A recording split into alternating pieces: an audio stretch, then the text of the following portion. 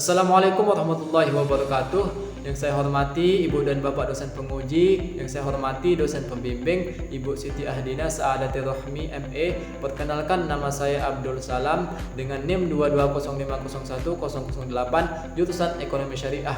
Pada kesempatan kali ini izinkan saya untuk mempresentasikan proposal penelitian saya yang berjudul Strategi Pemberdayaan UMKM dalam meningkatkan sertifikasi halal untuk mendukung pertumbuhan ekonomi lokal di Kabupaten Lombok Tengah. Yang pertama, latar belakang masalah. Lombok Tengah memiliki potensi besar di bidang UMKM. Menurut Kepala Dinas Koperasi dan UMKM Lombok Tengah, pada tahun 2024 tercatat sebanyak 75.000 UMKM yang terdaftar di Sistem Informasi Data Terpadu atau SIDT dengan target 125.000 UMKM. Selain itu juga Lombok Tengah merupakan salah satu pusat destinasi wisata halal unggulan yang ada di Indonesia. Lombok pernah mendapatkan penghargaan dari World Halal Travel Award sebagai destinasi wisata halal terbaik dunia pada tahun 2015 dan dari Indonesia Muslim Travel Index atau IMTI sebagai peringkat pertama sebagai destinasi wisata ramah Muslim tahun 2019. Tidak terlepas dari peran Lombok Tengah yang memiliki banyak destinasi halal dan memiliki kawasan ekonomi khusus yakni Kek Mandalika, banyak wisatawan Muslim yang berkunjung di sana sehingga permintaan terhadap produk halal meningkat. Walaupun memiliki potensi yang besar, namun nyatanya data dari Dinas Koperasi dan UMKM menyatakan bahwa banyak para UMKM yang belum tersertifikasi halal. Pada tahun 2023, total UMKM yang sudah berlabel halal hanya 188.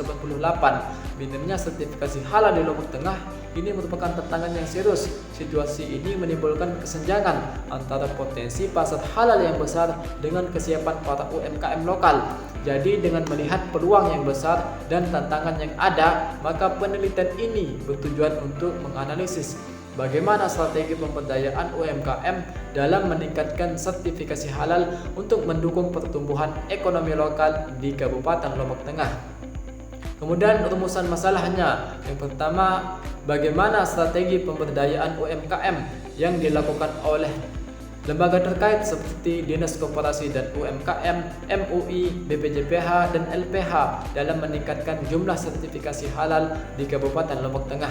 Kemudian yang kedua, apa saja hambatan yang dihadapi oleh lembaga terkait dalam proses pemberdayaan untuk meningkatkan jumlah sertifikasi halal di Kabupaten Lombok Tengah. Kemudian yang ketiga adalah bagaimana dampak dari pemberdayaan yang dilakukan oleh lembaga terkait dalam meningkatkan pertumbuhan ekonomi lokal di Kabupaten Lombok Tengah. Kemudian fokus penelitian ini itu berfokus kepada strategi pemberdayaan yang dilakukan oleh lembaga terkait seperti Dinas Koperasi dan UMKM, MUI, BPJPH, dan LPH dalam meningkatkan jumlah sertifikasi halal sehingga dapat meningkatkan pertumbuhan ekonomi lokal di Kabupaten Lombok Tengah. Kemudian yang selanjutnya adalah telaah pustakanya. Yang pertama ada skripsi yang ditulis oleh Atikah Ramadhani dengan judul Implementasi Kewajiban Sertifikasi Halal pada Produk Makanan dan Minuman UMKM di Kecamatan Beji Depok, Studi Implementasi Undang-Undang Nomor 33 Tahun 2014 tentang Jaminan Produk Halal. Penelitian tersebut masih relevansi dengan penelitian saya karena sama-sama membahas tentang sertifikasi halal serta tantangan yang dihadapi serta peran lembaga terkait dalam mendukung proses sertifikasi halal. Namun perbedaannya itu terletak pada fokus penelitian yang dimana penelitian tersebut berfokus pada implementasi Undang-Undang Nomor 33 Tahun 2014, sedangkan penelitian ini berfokus pada pemberdayaan UMKM secara strategis yang dilakukan oleh lembaga terkait di tingkat kabupaten, yakni di Kabupaten Lombok Tengah. Kemudian dari jurnal yang ditulis oleh Isna Anggraini Lutfiah dan kawan-kawan yang berjudul Pemberdayaan Usaha Mikro Kecil dan Menengah atau UMKM melalui sertifikasi halal di Desa Kertajaya. Penelitian tersebut masih relevansi dengan penelitian ini karena sama-sama membahas tentang pentingnya sertifikasi halal bagi UMKM dalam meningkatkan daya saingnya dan mendukung pertumbuhan ekonomi lokal.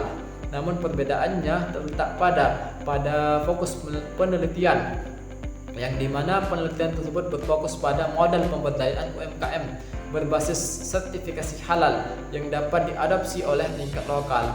Sedangkan penelitian ini berfokus kepada strategi pemberdayaan yang dilakukan oleh lembaga terkait seperti Dinas Koperasi dan UMKM, MUI, BPJPH, dan LPH dalam meningkatkan jumlah sertifikasi halal yang berada di Kabupaten Lombok Tengah.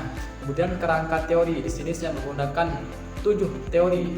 Yang pertama teori strategi, kemudian teori pemberdayaan, kemudian teori UMKM, kemudian teori sertifikasi halal, kemudian ekonomi syariah, kemudian teori halal dan haram, kemudian pengembangan ekonomi lokal.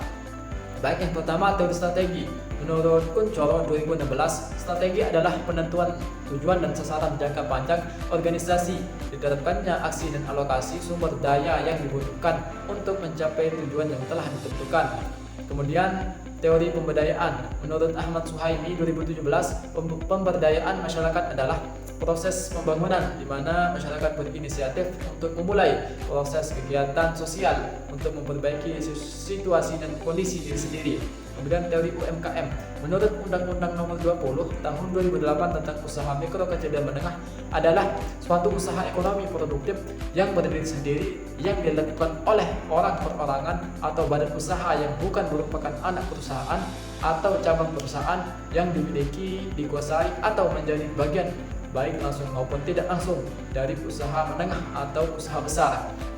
Kemudian yang keempat, teori sertifikasi halal. Menurut pasal 1 angka 10 Undang-Undang Nomor 33 Tahun 2024 tentang jaminan produk halal menyebutkan bahwa sertifikat halal adalah pengakuan kehalalan suatu produk yang dikeluarkan oleh BPJPH berdasarkan fatwa tertulis yang dikeluarkan oleh MUI. Sedangkan yang dimaksud dengan sertifikasi halal adalah suatu proses untuk memperoleh sertifikat halal melalui beberapa tahap untuk membuktikan bahwa bahan, proses produksi, dan sistem jaminan halal atau SJH memenuhi standar LPPOM MUI. Kemudian yang kelima adalah teori ekonomi syariah. Menurut Nur Huda dan kawan-kawan 2008, ekonomi Islam adalah sistem ekonomi yang berdasarkan pada Al-Quran dan hadis yang bertujuan untuk memenuhi kebutuhan manusia baik di dunia maupun di akhirat. Kemudian teori halal dan haram. Menurut Abu Ja'far At-Tabari, halal adalah segala objek atau kegiatan yang diizinkan untuk digunakan atau dilaksanakan dalam agama Islam.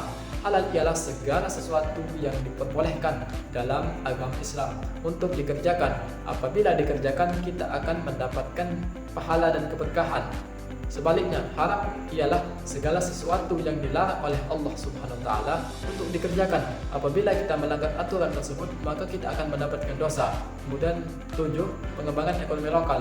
Menurut Munir 2007, pengembangan ekonomi lokal adalah suatu proses di mana mencoba merumuskan kelembagaan pembangunan di daerah, peningkatan kemampuan SDM untuk menciptakan produk-produk yang lebih baik, serta pembinaan industri dan kegiatan usaha pada skala lokal. Kemudian selanjutnya adalah metode penelitian. Metode penelitian yang saya gunakan pada penelitian ini adalah penelitian jenis deskriptif kuantitatif, yaitu bertujuan untuk menghasilkan hipotesis dari penelitian di lapangan. Kemudian lokasi penelitian. Penelitian ini dilakukan di Kabupaten Lombok Tengah, Nusa Tenggara Barat untuk memperoleh informasi.